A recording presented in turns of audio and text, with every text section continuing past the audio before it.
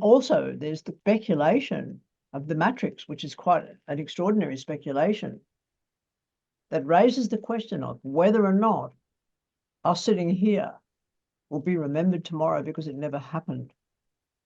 That as we wake up in the morning, we're implanted with thoughts, with history, with a memory that suits that particular agent for that day.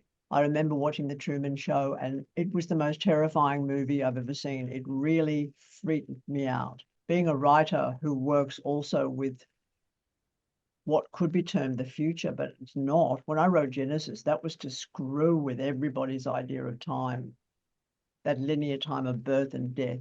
You know as well as I do that we carry the microbiome of a minimum of 2.5 billion years. You know as well as I do that if there was such a theory of the Big Bang, when it has been called a singularity, and we're just hunting, we're hunting for beginnings that didn't happen, because nothing really begins. So the idea that life begins at birth is ridiculous, because of course the genome being what it is, it's just eternal. And it will continue to be eternal. Do any of you consider that the expression made in the image of God makes a difference to this?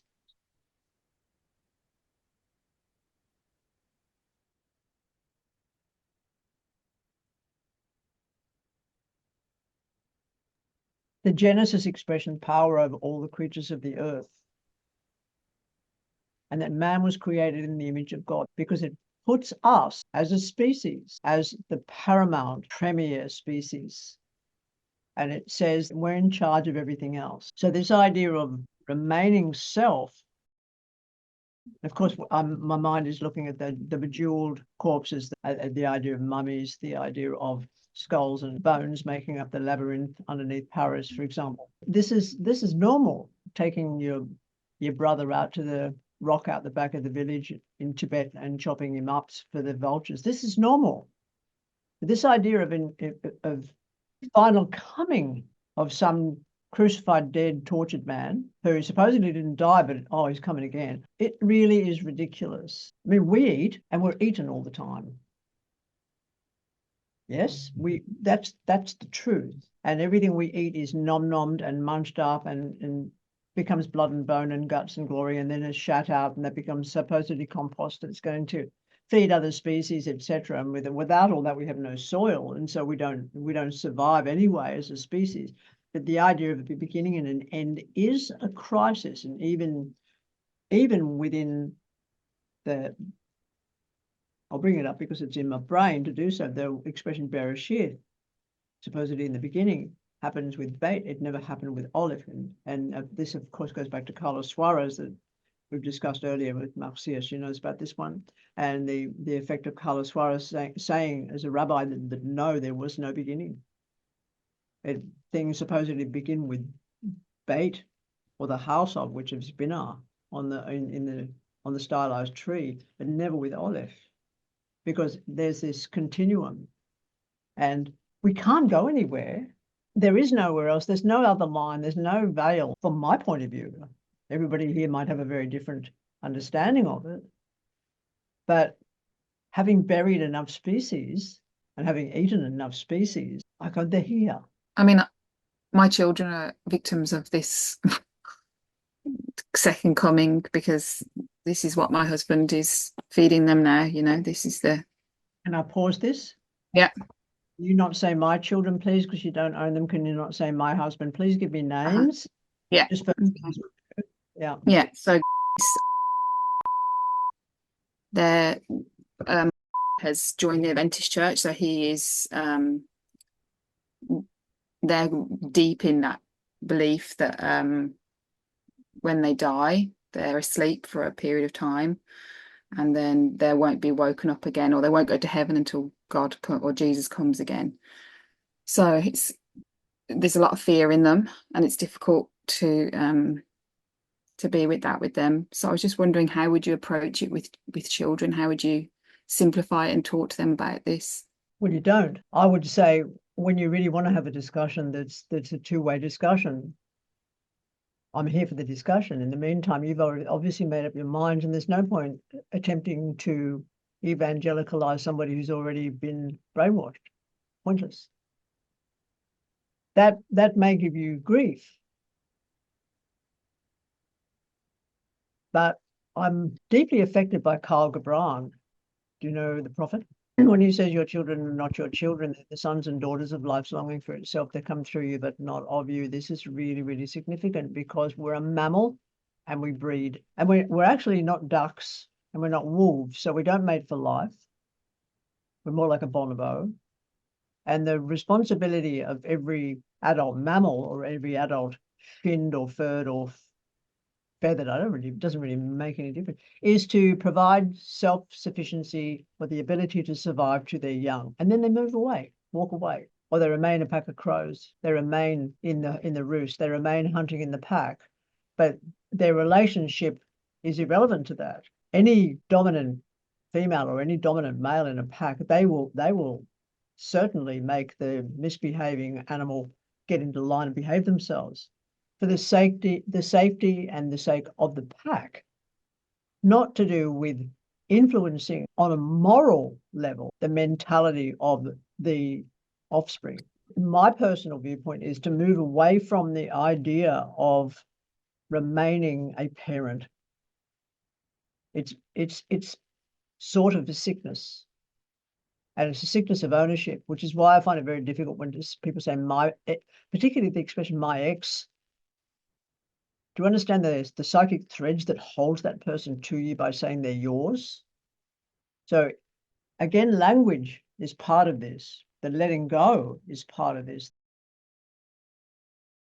I mean, I've actually said, my conversations mainly with, I have these conversations with him a lot. I like you. He's gone, fuck, I like you too. This understanding that it's a preferable term to love because the expression love has been thrown like hot water on a person whose feet are frozen. And of course, that's going to create a lot of damage. In that word like is kinship, is the word alike, or even aligned, is that relativity occurs with that word like. With love, it almost blocks or smothers the enjoyment of that person for themselves. The word love doesn't seem to allow for a separation. It's quite overwhelming in many, many different languages. There are many words that constitute the word love, but in the English language, of course, it's just a blanket. We need to stand back a little bit from that. Even Fiona, with you, they need to stand back a little bit and understand that they've got to do what they've got to do. It's if they involve you in the conversation, do you need to get defensive? No. Do you need to retort? No. Can you put your hands on the side of this offspring's face and go, whatever happens, you're cool? That's it. Isn't that enough? Even with death, there's these ideas of how we're meant to be instead of who we are and how we honor the transition. When Jungle died, I buried Jungle in the back garden. I went out and I bought organic papaya trees, and I planted them on the top of Jungle's, the flesh. And the following year, when they fruited, which that tree fruited like a friend who's from New Guinea said, we don't get papaya outside of New Guinea like this. So it was pretty pucker. Brought it in the house, coven hanging around. We cut it into, and family hanging around. We cut it up and we shared it out, and the seeds were gathered, and the seeds were put in water because you've got to germinate them that way. And we spread Jungle all through Wanganui, but we ate him. And I understand this is an idea of transmigration of the self. You are what you eat. So my face got more Doberman-like over the time. But also what occurred several months later when Arrow was smashed to death on the road by a young woman driving way too fast, and he was heading for the beach, and he was a Staffy Bully Cross, and he was an elder gentleman as well, so he was used to going to the beach, taking himself there and bringing himself home again. And they were both buried, and then I had to leave that property. And a year later, before it was had all the storm wire around it, I went, fuck this, got the mattock, got the pick, got the spade, got the fork. Oh, the house was gone. It was razed to the ground. I broke in and I started to try to dig. I've got to remove the bodies and take them up and let them decompose further where they're going to be left alone and not concreted over there. And I couldn't break the soil. It was so compacted because the bulldozer had gone over and over and over. And I was quite desolate. And coming on sunset, when the mosquitoes were deciding that I was a meal, I had to sit down and just cry. I felt failed. So I thought, got to trust yourself, got to trust what you know. And that's from the experiences of a lifetime of the fact that there is no death. Trust what you know. So I went out to my car and I called the dogs, woo, woo, get them on, get them on, get them in. And I had the back door of the car open. And I used, for lack of a better expression, my imagination to see both the dogs coming, because they always went on their own way. They'd bring home a paddy melon every now and again. Great pride. I'd eat the paddy melon. It was all cool. They'd share. And I felt them or imagined them getting in the back of the car. And then I went up to the Wilson's Creek where I was living, opened the door and imagined them getting out and having a wonderful time in the wooded area. I went to Poinciana Cafe X number of weeks later to meet a friend for coffee. And he had another friend who came in with these two kids. And he was looking at me as I crossed the area of the coffee drinkers. And he said, you got two dogs with you? And I said, more? He said, a big one and a little one. I said, okay, thank you. And I felt this whole settling. It was a visceral physical sensation of something that had been heavy up here, drop down and settle. And every single night since, as I lay down ready to go to sleep, before Pi gets on the bed and does what he does, which is completely take over the bed, the rustle at the base of my feet, the disturbance of the covers at the base of my feet always happens as the dogs settle. That's not my imagination. That's the weirdness of that's a visceral physical sensation. They move my feet. And I feel the big one and I feel the little one, but I can't see them. So this idea of veils and this whole idea of like an afterlife and this whole idea of waiting for God to return and all this, it's all external information. It doesn't include us in the process of death. We're excluded from the entirety of the experience.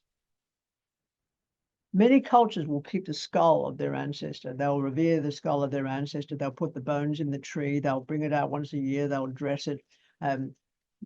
Madre Muerte in South America, in Mexico, it's revered and dressed beautifully and veiled beautifully.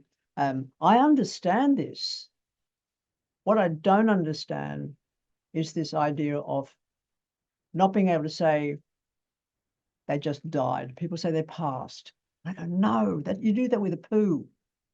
Why we can't accept that we don't know everything, that's the tragedy that we're facing. The lack of awe, the excuses that say don't mourn, the excuses that say don't show how you're feeling. They're terrible excuses. We need to howl when love is denied us from now on. We need to howl even if a parent is hated in life. There's something, there's biology, there's something, there is a connection through flesh, through DNA, through ancestry, through shared experience, no matter how tricky or difficult it may be. We got to howl, and we don't, and we're lying. And all this lying just covers over the fact that you're going to feel such sadness at least once. To have people there to set up things like enduring power of attorney, making certain that you get put in the ground. You don't have to go in a fucking box. You can get put in the ground and composted down straight away, that you don't get formaldehyde put in your body, that you can be nourishment all the way through and honor the nourishment processes. Because if we don't honor the nourishment that we're going to, that is our destiny, and everything dies. I mean, if it wasn't normal and it wasn't okay, it wouldn't happen to everybody and everything there. But what we do is we observe the nest leaving. That's it.